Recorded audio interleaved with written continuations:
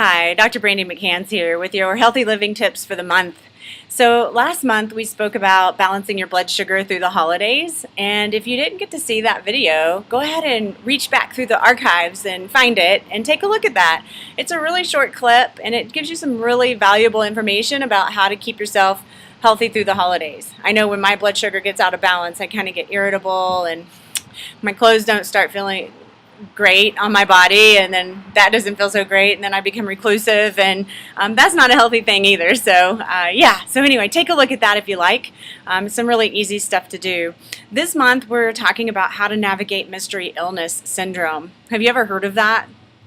Well, I don't actually know if it's a real diagnosis, but what I do know is real is that about 99% of the women who come to my practice tell me that they've had their labs drawn and the doctors say their blood work is fine. The problem is that they're still sitting in my office with a host of symptoms, be it fatigue, joint pain, mood disorders, gut disorders like digestive disorders, constipation, irritable bowel syndrome, you name it, chronic fatigue, fibromyalgia, whatever you want to name it that. The reality is somehow these symptoms are getting missed on their lab work. And so what I know is that there's a couple of different ways to look at lab work. We can look at lab work from the perspective of, you're in range, you're healthy. You're out of range, you're not healthy. Let's give you drugs or surgery or whatever the next step is. Or we can look at lab work from the perspective of relationships. So how do the labs relate to each other? Beyond whether or not they're in range or out of range, it's important to know how does the thyroid relate to the liver, and how do those hormones relate to, or how do those labs relate to the hormones like DHEA and different things we might test for.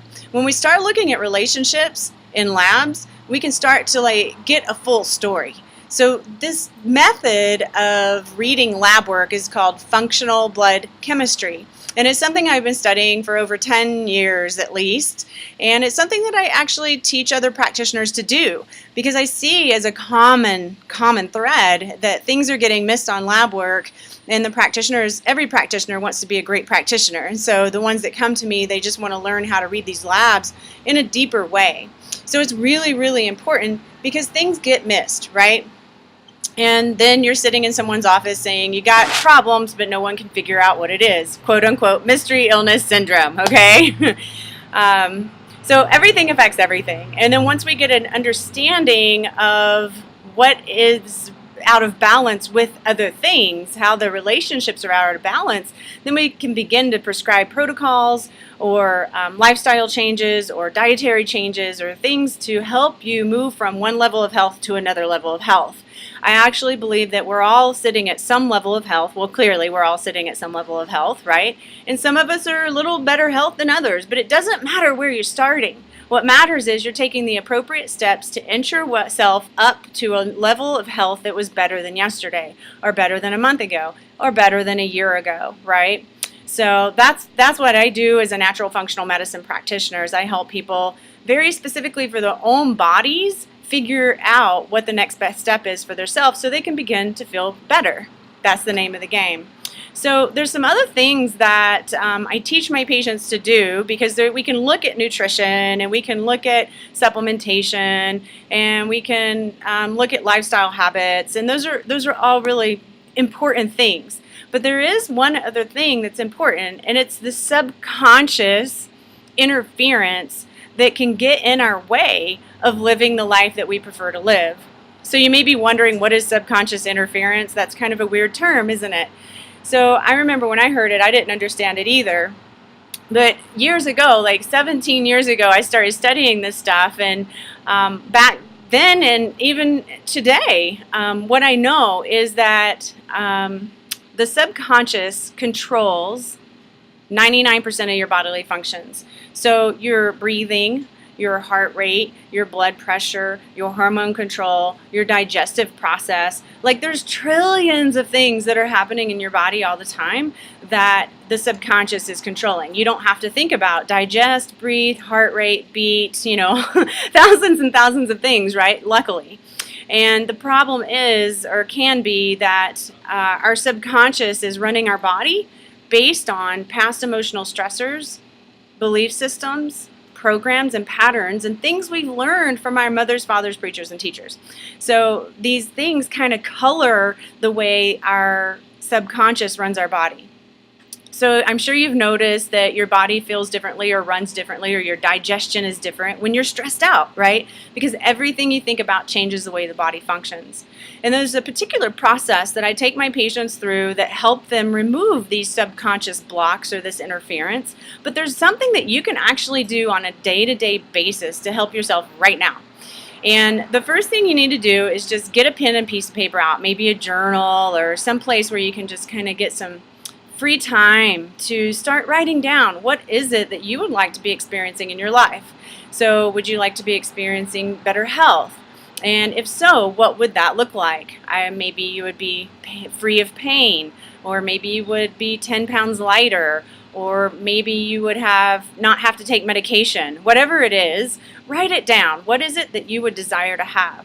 And just the act of writing it down really puts into motion your ability to start having success around that. So write it down, and write it down with clarity. So if it's, I'd like to be 10 pounds lighter, what does that look like for you? So I weigh, in my ideal life, in my most successful place, I am, and write it in positive tense. I am feeling so fantastic in my body because I weigh X number of pounds. My clothes fit great. I have so much energy. I can play with my grandkids. And I'm a happier person because of it. So get really clear and write down all those pieces, that how it affects your body, how it affects your life, how it affects your family, your work, your friends, whatever else it is that it involves. And then once you get that down, I want you to just take a minute to close your eyes, take a deep breath, and feel how it would feel to have it. And just let that feeling sink in. Let that feeling move through every single cell of your body. What would it feel like to be lit up from the inside in such a magnificent way? What would it feel like to move through the world, move through your relationships, be in community, make choices around your food when you feel so good?